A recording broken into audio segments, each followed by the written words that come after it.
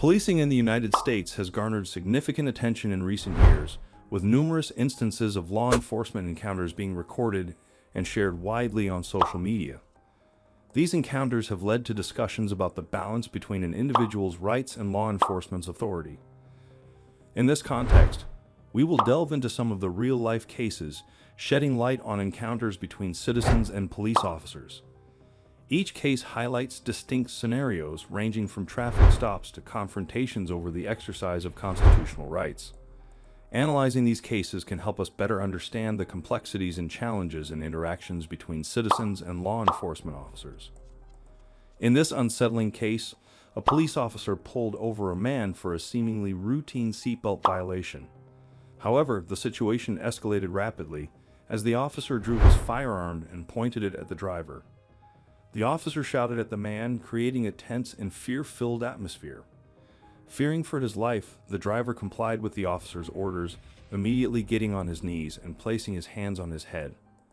Throughout the encounter, the driver attempted to explain his actions, mentioning that he was searching for a safe place to pull over and even revealing that he worked as a counselor. Nevertheless, the officer remained steadfast in his approach, handcuffing the driver and initiating a search of his person. The driver was repeatedly asked about the reasons for not stopping immediately, as the officer read him his Miranda rights. Eventually, the officer allowed the driver to retrieve his identification from the vehicle.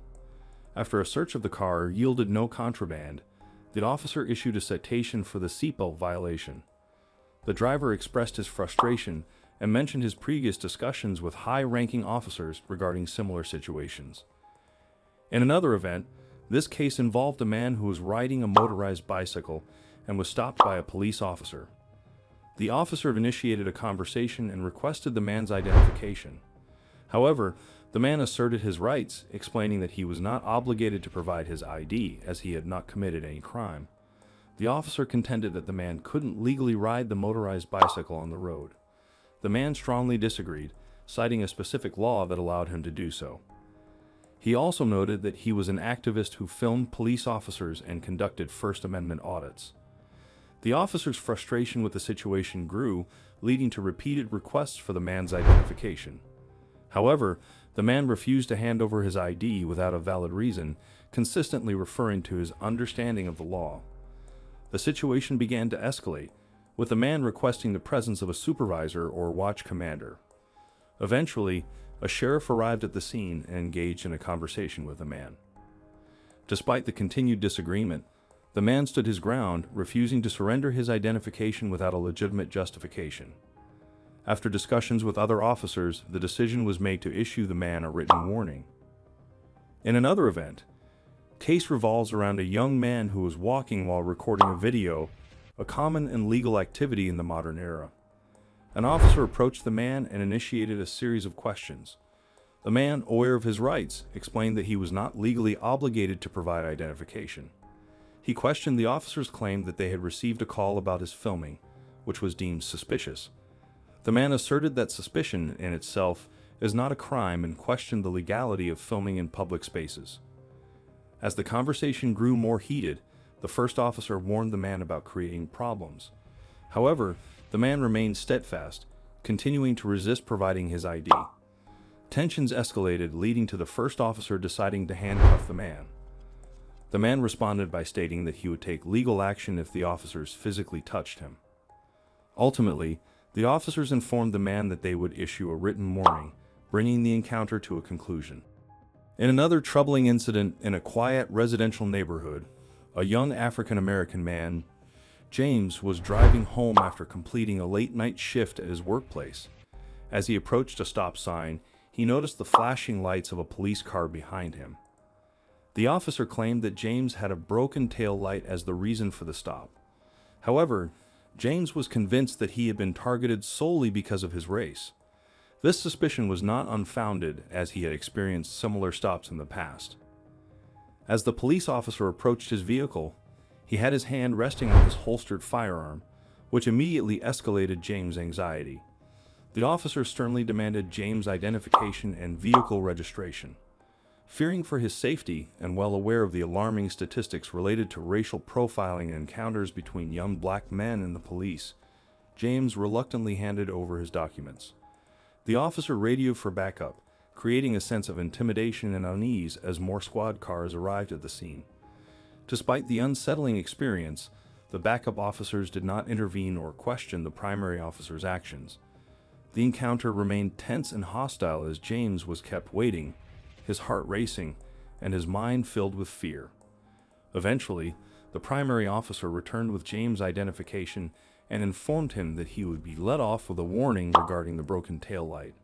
While James was relieved that the situation had not escalated further, he was left deeply traumatized by the encounter, prompting him to further question the fairness and equity within law enforcement.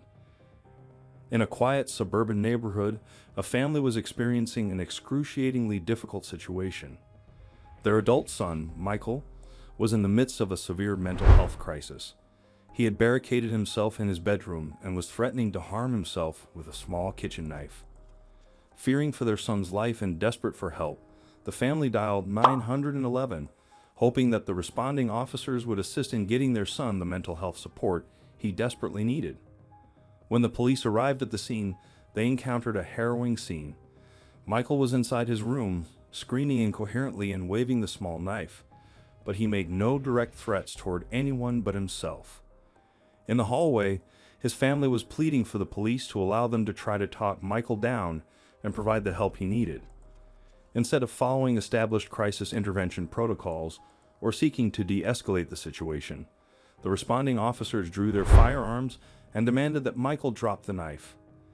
The young man, lost in his mental health crisis, did not immediately comply and further intensifying the officers' unease. In response, they fired multiple shots, seriously injuring Michael. The family's pleas for an ambulance and mental health crisis intervention were initially ignored in favor of addressing the situation with force. After Michael was taken to the hospital for medical treatment, the family was left traumatized by the use of lethal force in what should have been a mental health crisis intervention.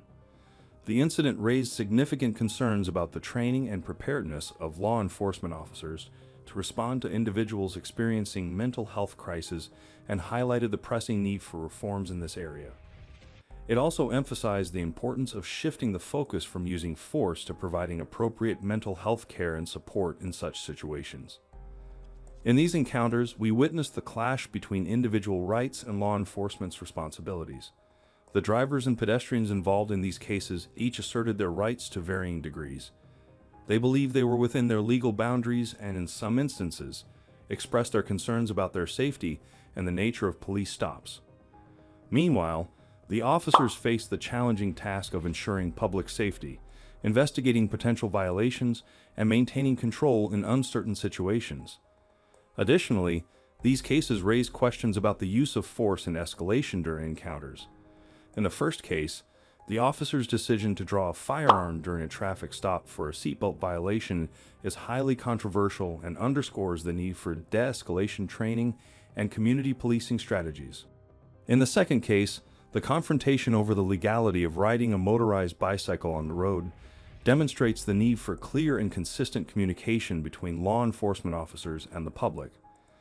Such cases can be mitigated through improved understanding of local laws, especially as they pertain to unique transportation methods like motorized bicycles. In the third case, the debate over the legality of filming in public spaces and the subsequent use of handcuffs raises questions about the boundaries of First Amendment rights. Citizens' ability to document police activities in public is a contentious issue, as it touches upon the rights of free speech and the press. It also underscores the importance of police officers being aware of the rights of citizens and exercising their authority judiciously. The diverse nature of these cases serves as a reminder that police-citizen encounters are multifaceted. They require a delicate balance between individual rights, law enforcement duties, and the need to de-escalate situations to ensure safety. Moreover, these cases illustrate how the actions and decisions made during these interactions can significantly impact the individuals involved and the perception of law enforcement in the community.